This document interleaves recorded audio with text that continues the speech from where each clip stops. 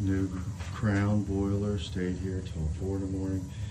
This lady, she's been a long-term customer without heat for almost 2 weeks. She just lost her husband, unfortunately. We weren't gonna leave her another night without heat, so it's a long day and a long night, but she's back online. Crown steam boiler, 210,000 BTU. My light's about to die. But just a quick video.